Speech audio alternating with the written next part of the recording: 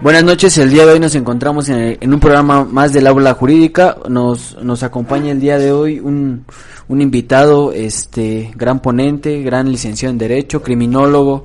A nosotros nos tocó escuchar sus clases de Derecho Penal y unas materias más. Gran maestro, el licenciado Moncayo, que se presente un poquito, el licenciado, que nos cuente toda su trayectoria. Buenas tardes. De alguna forma es muy grato, ¿verdad?, estar frente a ustedes tocando estos tópicos, comentando precisamente lo relacionado a la política criminal. De manera muy sencilla les comento, bueno, desde que era estudiante de Derecho, siempre tuve la oportunidad de tener tan cercano todo lo relacionado a lo que es reitero, el derecho penal. Trabajé en un despacho que se dedicaban a este tipo de asuntos y de alguna u otra forma pues esas fueron mis inquietudes en el ámbito de la abogacía, asimismo también en relación a la parte académica. De alguna forma, al percatarme de lo que observaba en la práctica profesional en relación a ese actuar, las conductas que observaba, que se imputaban a las personas en los debidos procesos, me preguntaba cuál era la causa del por qué se cometían las referidas conductas. Luego entonces, esa inquietud me llevó a estudiar criminología. Efectivamente, falta todavía por ahí culminar la última fase de dicho proceso académico. Entonces se tocan temas importantes como de la política criminal. Debo decirles primero que lo correcto es política criminológica. De alguna forma los doctrinarios, ¿verdad?, refieren política criminal y aclaran precisamente desde el punto de vista de las palabras que estoy utilizando, ¿verdad?, que no se confundan con el móvil, la manera de actuar, la ideología de los grupos que delinquen, o en términos más amplios, ¿verdad?, los grupos que cometen conductas antisociales. La política criminológica, para abordarla, es muy importante de manera muy humilde les comento. Primero tenemos que saber y entender qué es la política. La política se debe entender como aquella interacción, ¿verdad?, de los seres humanos para lograr sus fines. Esos fines de carácter particular y esos fines relacionados al bien común. La teleología, es decir, esos fines del Estado, ¿verdad?, que se persiguen desde la perspectiva de la ciencia política, son muy loables, es decir, que se deben de comprender precisamente para satisfacer las necesidades de los individuos y el progreso de una sociedad. De ahí que el bien común y la justicia social son mis favoritos en cuanto a ello. Entonces, nos remontamos a lo que es este tópico de la política desde la perspectiva de Aristóteles. Aristóteles decía que la política es una necesidad desde el punto de vista de esa interacción de los hombres. Por eso decía que todo hombre es un animal político. O sea, todos los hombres son animales políticos.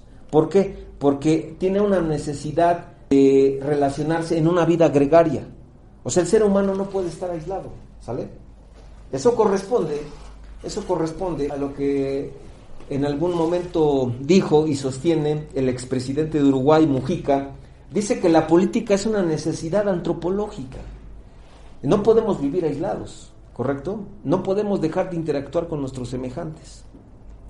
Luego entonces, ¿verdad?, cuando hablamos de política, no podemos nada más de señalar el hecho de que solamente quien realiza ese ejercicio son aquellos que integran un partido político, ni tampoco se puede decir que son aquellos que realicen este tipo de actividad, ¿verdad?, los que gobiernan o los que pretenden gobernar, sino que es un derecho del ser humano, es un derecho del hombre.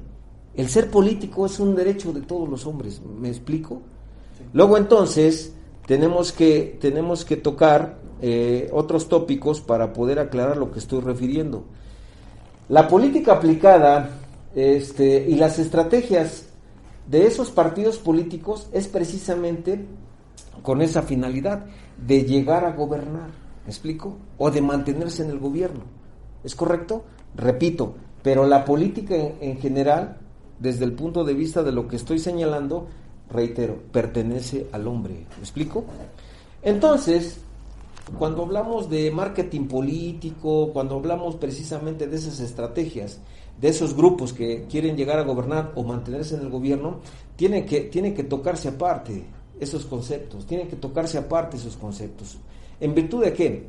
De que de alguna forma todos nosotros sabemos la cantidad de vicios que se presentan en determinados estados, ¿verdad?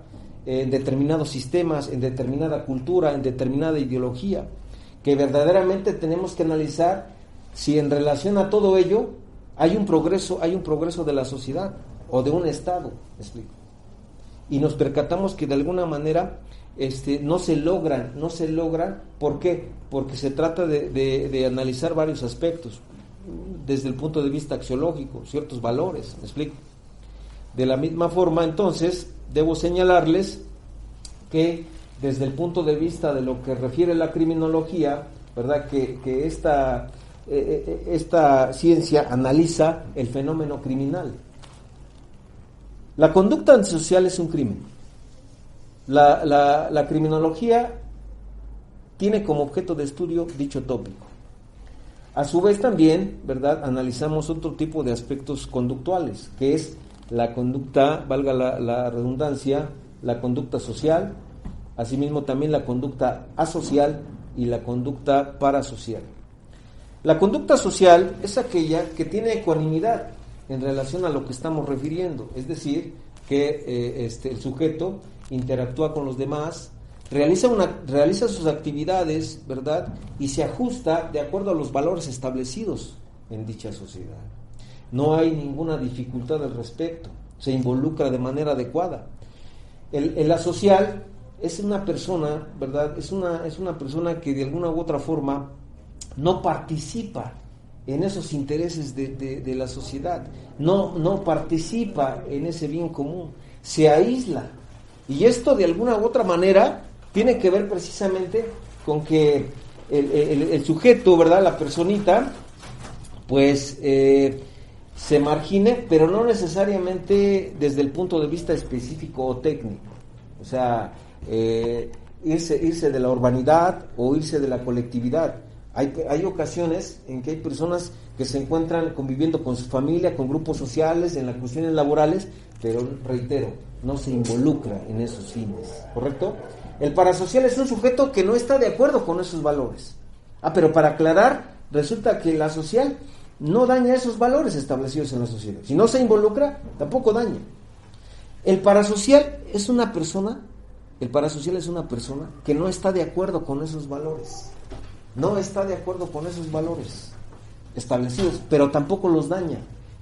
Es una especie de lindero, ¿verdad?, el que juega el parasocial para efecto de que en un momento dado, si se descuida, pues va a caer en la parte de la antisocialidad y entonces se va a determinar el que haya cometido un crimen en un momento dado. Podemos decir que la política criminal puede entenderse como la acción estatal encaminada a prevenir o reprimir. Efectivamente, me interesa referir mi concepto en ese sentido.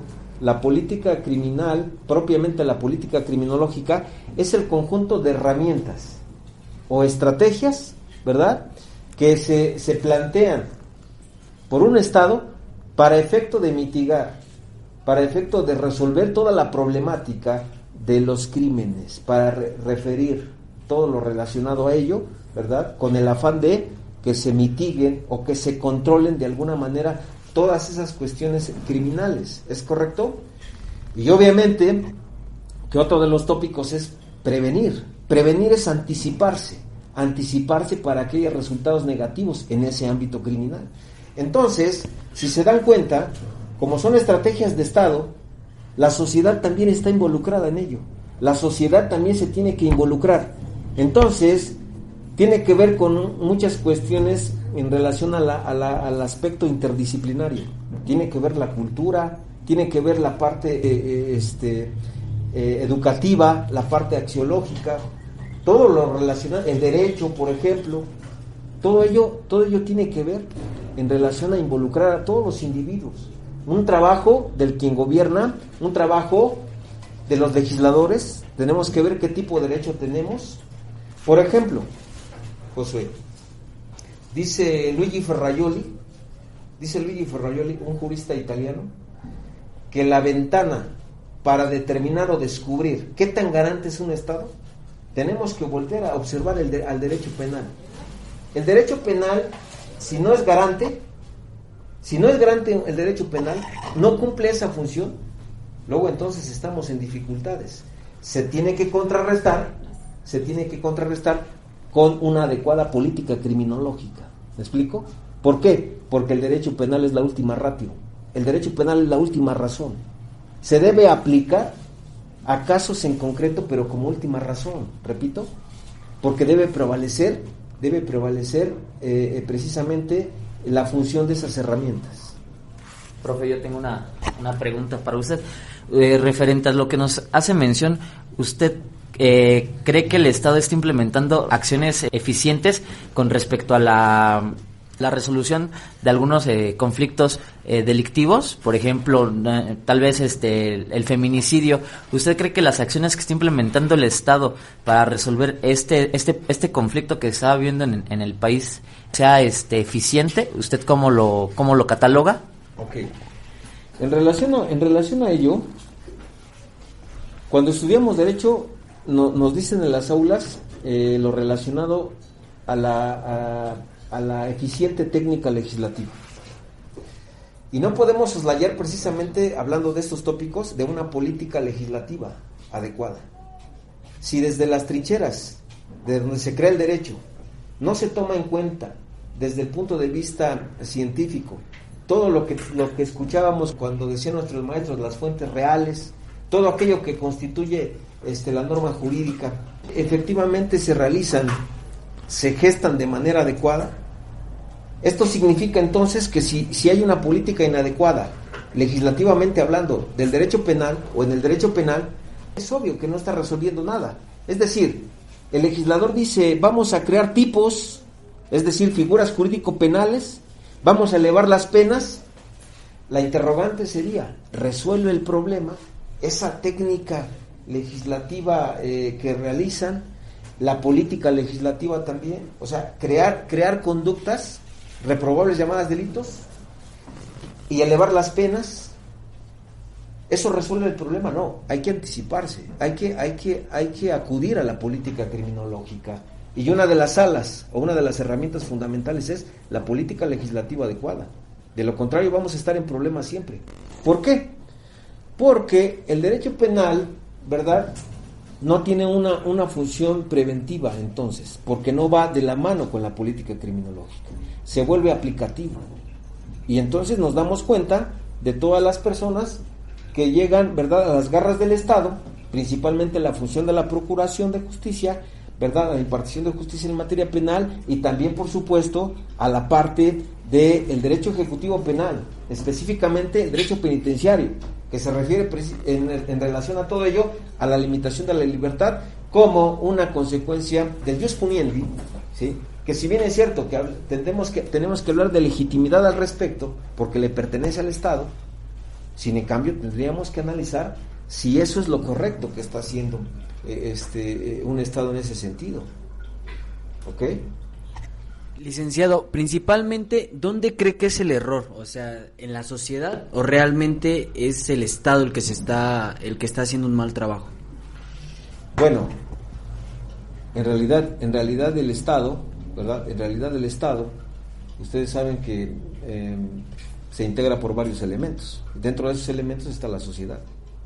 Y cuando hablamos de hechos políticos, ¿verdad?, se determina a través del gobernado y el gobernante. O sea, pertenecemos a la misma sociedad, tenemos la misma ideología, nada más que jugamos papeles diferentes en algunos sectores de manera específica. Sin embargo, si tenemos ese tipo de ideología, genéricamente hablando, estamos en problemas todos los que pertenecemos al Estado mexicano en nuestro caso, porque es una cuestión de cultura, es una cuestión precisamente de ideología. Les digo que todas las actividades que realice un ciudadano, ¿verdad?, tiene que ver precisamente con ello, ¿sí? ¿Por qué? Por ejemplo, el referir que nuestra sociedad es pluricultural, ¿no? En relación a, por ejemplo, ese aspecto que llaman patología social como el machismo. O sea, ¿de dónde se genera esa situación? Tiene que ver con muchos años atrás, y luego entonces imagínense la persona machista. Estamos hablando no necesariamente de la parte de la mujer o el varón, simplemente esa enfermedad social, ¿sí? ¿Quién la genera? ¿Cómo se genera? Se sigue arrastrando ese tipo de situaciones, y entonces imagínense si lo vinculamos con otro tipo de aspectos, como lo dice la criminología, aspectos endógenos, aspectos de carácter psicológico y biológico, y esos aspectos exógenos de lo que se habla en relación a lo que aporta la sociología criminal, ¿verdad? Efectivamente lo que referimos como machismo, se mezclan, se hace una eclexis, una simbiosis. Imagínense si no se desencadenan conductas de ese calibre llamado crimen.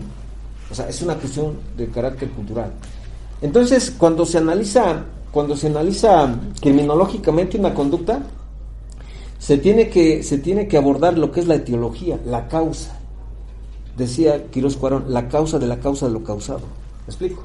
Es decir, tendríamos que ir al origen, pero ya en ocasiones en lo particular. Es decir, cuando ya se cometió una conducta. ¿Me explico? La criminología actúa antes, durante y después. Y también hay prevención primaria, secundaria y terciaria. ¿Sale? Pero la política criminológica es un trabajo de todos. Todos nos tenemos que involucrar. El maestro, por ejemplo, ¿ustedes creen que sea posible o sea justo el que le digan a un alumno, traes el pelo largo, no puedes entrar a las aulas?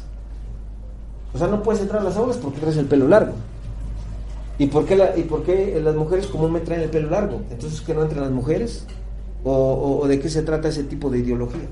Por ejemplo, no puedes entrar varón si traes falda, por ejemplo, o la mujer si trae pantalón. O ese tipo de cuestiones tenemos que analizarlas, ¿sí? Desde ahí surge todo ese tipo de situaciones también. La parte académica tendría que ser un derecho respetable desde el punto de vista estricto de lo que es fundamental, es decir, que sea gratuito para que todos podamos acceder en un momento dado. Es decir, que el Estado tiene que ser garante. ¿Por qué? Porque la parte académica es un repelente del crimen. Pero también quiero decirles una cosa, que también puede ser peligroso el que, imagínense que un doctor en determinada área, un doctor en finanzas, un doctor en contabilidad, lo colocan o lo ponen de tesorero en la administración municipal y no tiene valores apoyados en relación a ello, pues entonces les va a saquear las arcas. O sea, sí se dan cuenta que de alguna manera es riesgoso, que se juega un papel en relación a todo lo que realizamos cada uno de nosotros, el que gobierna, el que no gobierna, el pueblo, me explico, pero son varios factores. Por eso la política criminológica, chicos, la política criminológica es una herramienta de importancia capital. Se me ocurre referir que en primera instancia controlar y después erradicar en el estricto sentido. Se dan cuenta que, por ejemplo, los juzgados están llenos los juzgados, principalmente los de competencia familiar, ¿no? ¿Por qué? Si el derecho positivo señala en los supuestos que si soy padre tengo que dar alimentos, y más allá, el derecho natural, ¿no?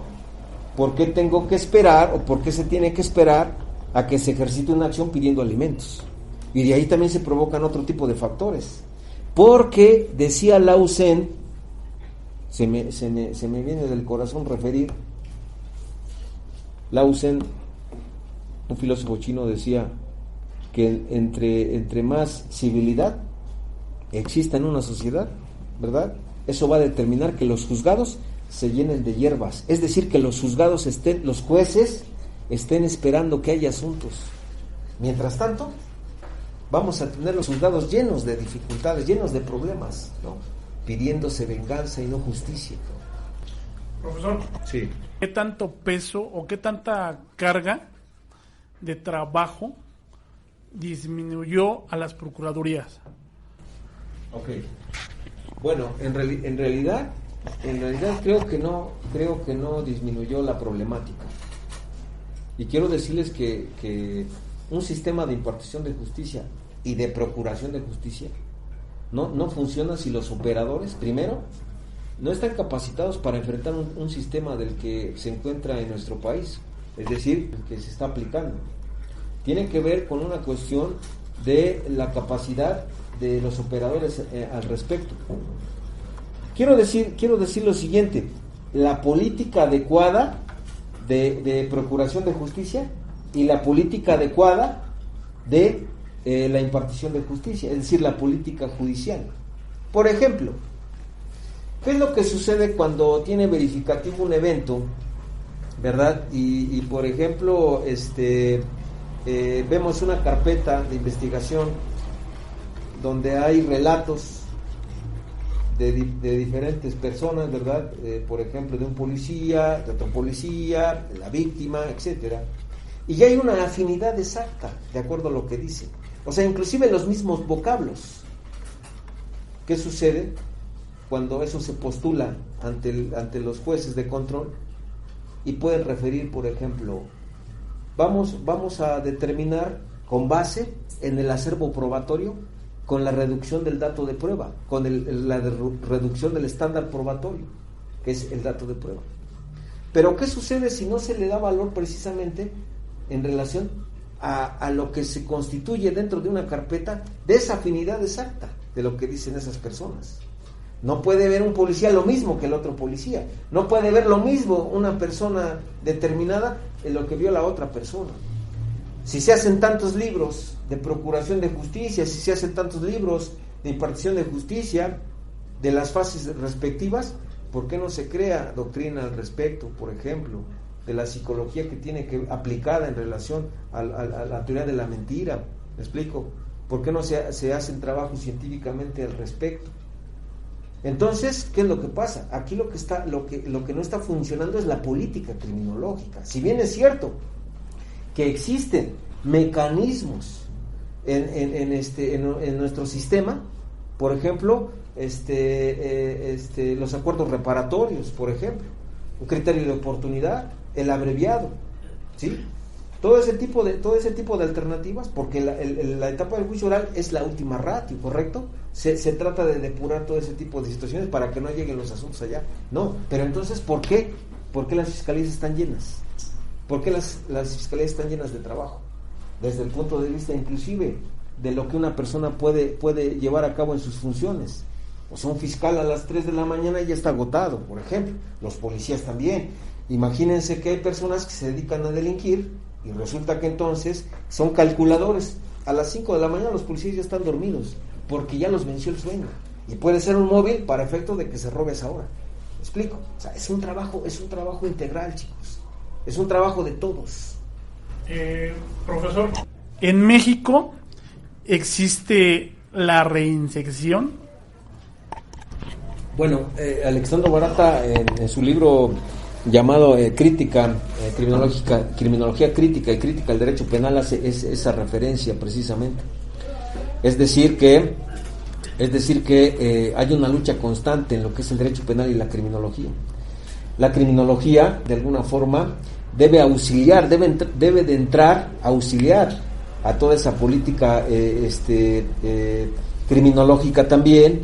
Sin en cambio, en relación a la pregunta formulada, de jure debe de funcionar la reinserción, la resocialización del sujeto, de las personas, ¿sí? Porque precisamente se habla de prevención también, ¿sí me explico?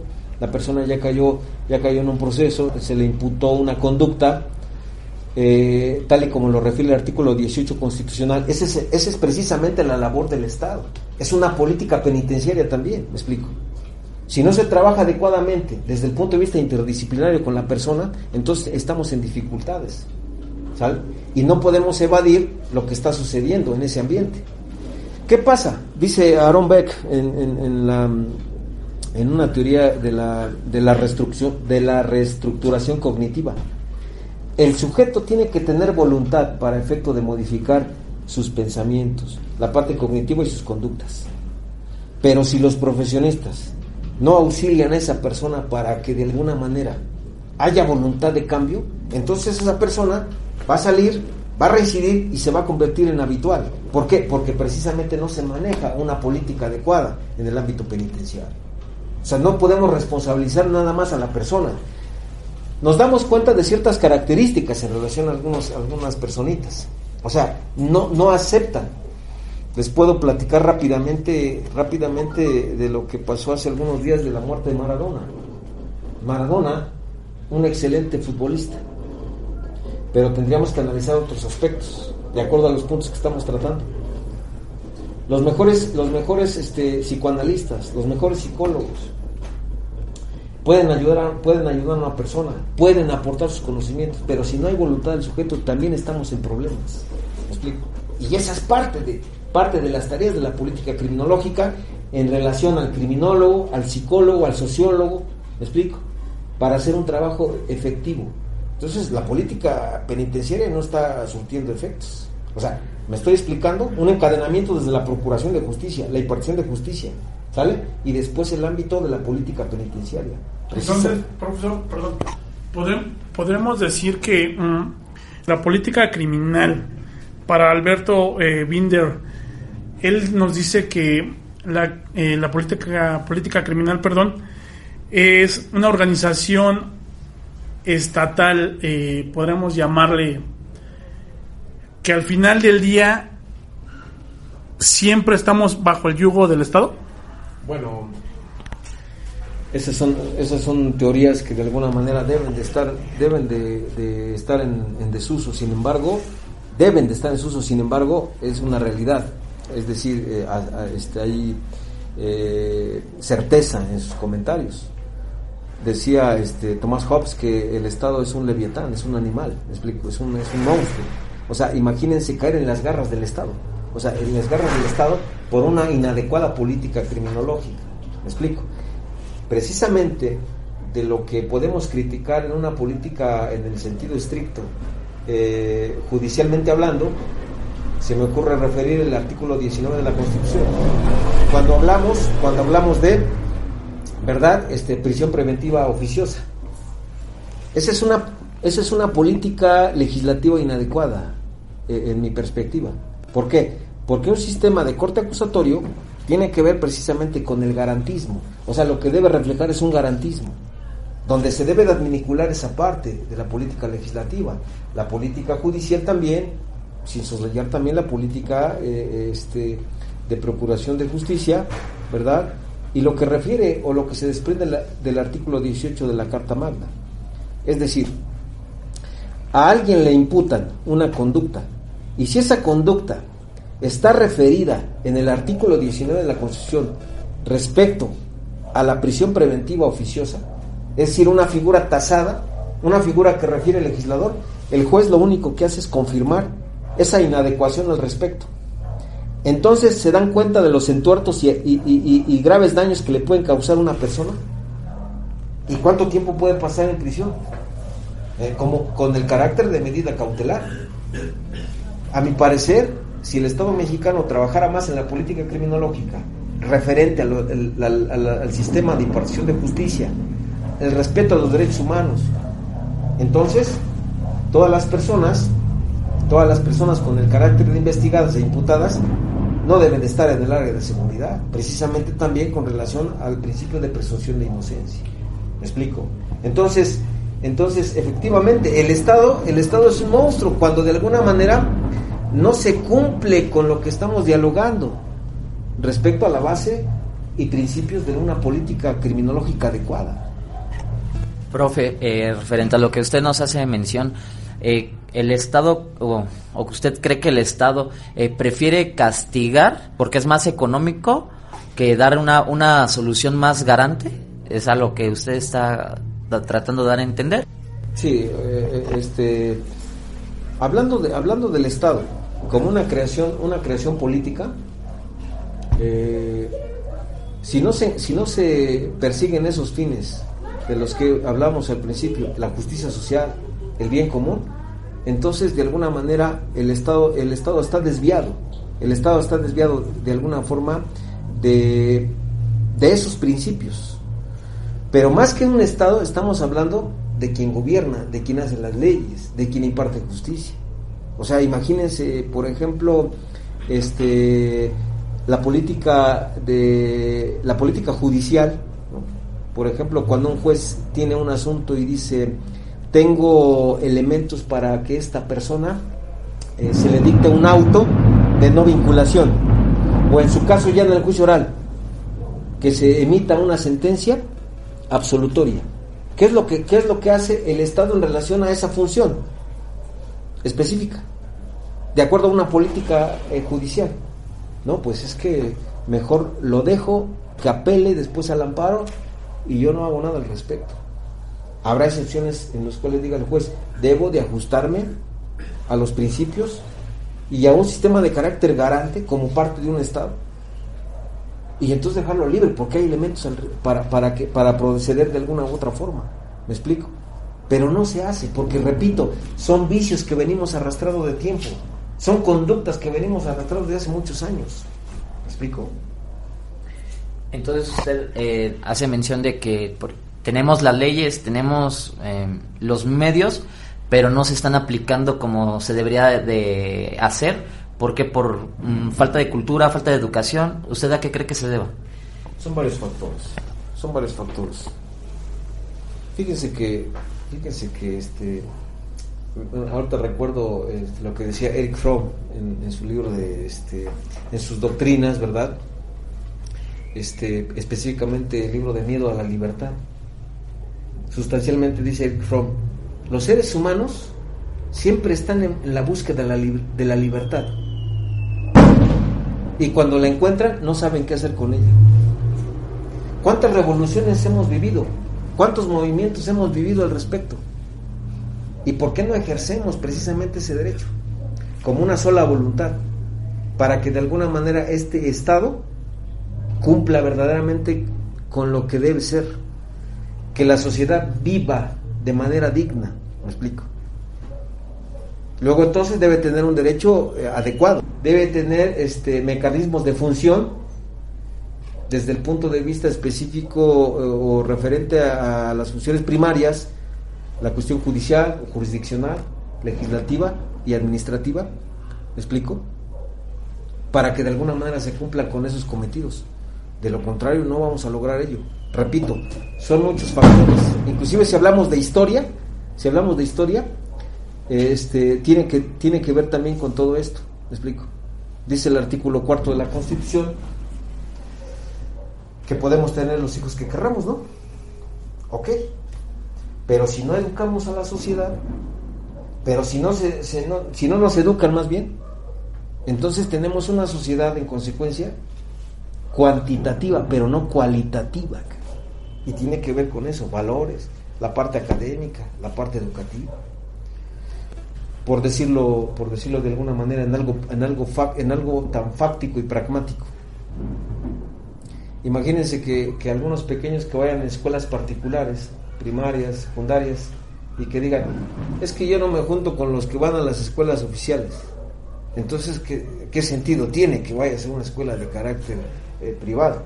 Si de alguna manera no se están nutriendo de esos valores. En Japón, por ejemplo, los alumnos pintan las aulas, pintan todos los utensilios que pertenecen al inmueble de ese recinto académico, porque es un valor.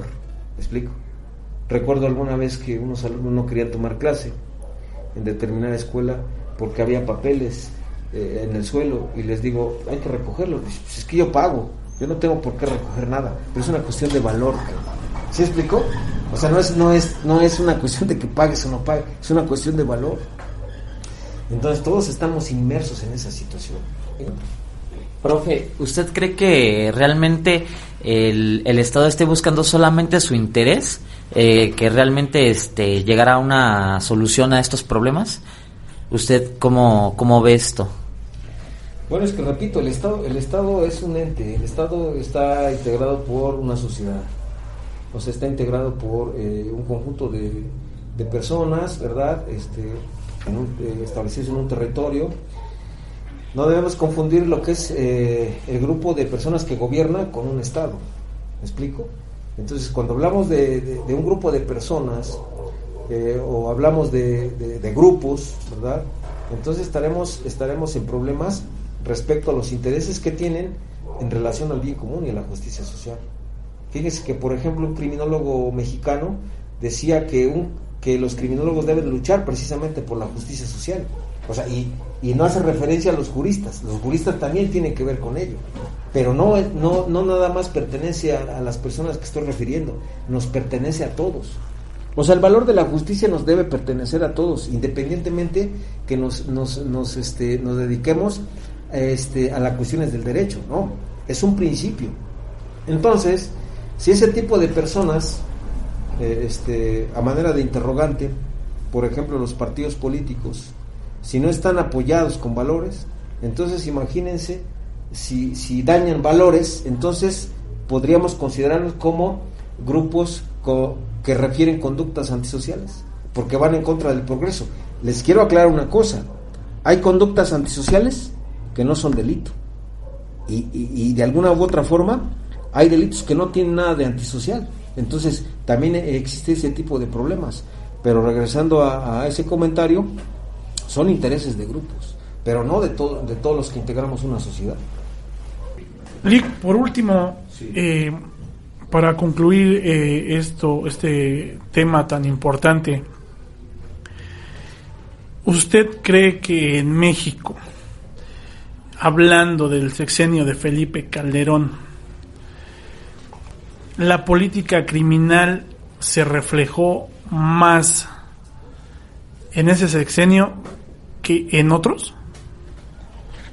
No, yo creo que ha sido relativo, independientemente de los tiempos, independientemente de quién gobierne. Es un problema que tiene raíces torcidas. O sea, tendríamos que tener cifras a la vista para poder hacer una crítica en ese sentido. Lo que sí observo es que estamos en dificultades, y si no ponemos manos a la obra respecto a lo que propone una buena política criminológica, repito, vamos a estar en más problemas, ¿sí? O sea, es como limpiar un utensilio. Si no se limpia adecuadamente, quedan residuos, y entonces, pues obviamente que esos residuos negativos, esa escoria, esa suciedad sigue produciendo más, sigue contaminando más. ¿Me explico? O sea, entonces, sí hubo problemas en ese periodo. Aquí hay otro tipo de problemas. Por ejemplo, Josué, como todos los estados, si analizamos los países latinoamericanos, aparte de nuestro país, tienen diferente tipo de problemas. Nosotros también. ¿Me explico? O sea, entonces tenemos que limpiar bien el recipiente, porque si no se sigue ensuciando. ¿Me explico? Esa sería la labor de la política criminológica. Y considero que este tipo de conceptos, este tipo de tópicos se deben de analizar desde que somos pequeños. Por ejemplo, en las primarias, desde el preescolar, desde la etapa de preescolar, primaria, secundaria, se tiene que trabajar mucho en relación a las materias de habilidades elementales en el ámbito financiero. Se debe dar materias, por ejemplo, relacionadas a la inteligencia emocional. O sea, hay ocasiones que hay personas que les refieren un comentario y se mueven de tal manera que les puede perjudicar muchos años de su vida. Hasta una mentada de madre puede desencadenar una conducta, pero si no hay resiliencia, o sea, si no hay capacidad para de alguna manera rechazar ese comentario, puede perjudicar a una persona. Repito otra vez, aspectos endógenos y exógenos. Entonces, son muchas cosas, ¿no? Muchas cosas las que tenemos que trabajar. Cuántas ocasiones también desde el punto de vista cultural, social, se etiqueta a las personas.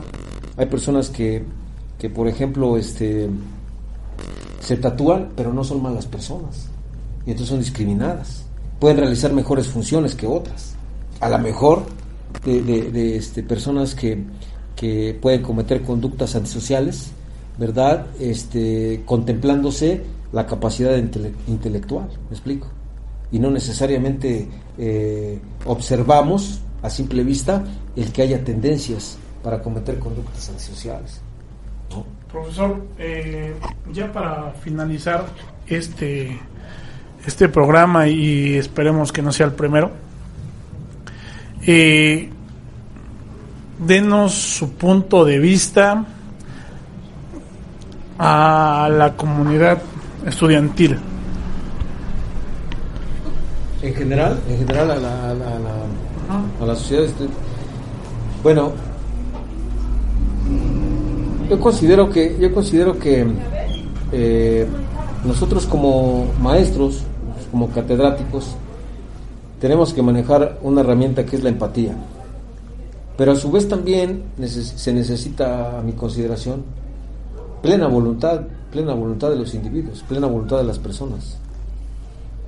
Se debe analizar todo lo relacionado a la responsabilidad de una persona con el carácter de estudiante, de tal forma que si no existe responsabilidad y no hay compromiso al respecto, entonces no se pueden lograr buenos frutos.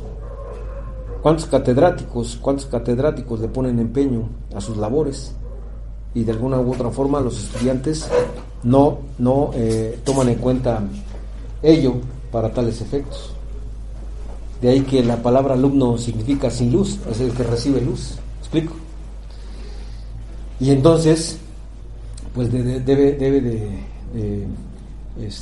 de ponerle voluntad a las cosas, ¿no? Y no nada más en el sentido formal, o sea, lo que se imparte en las clases, lo que dice un temario, sino que hay que indagar, hay que ir más allá de lo que se imparte en las aulas, ¿me explico?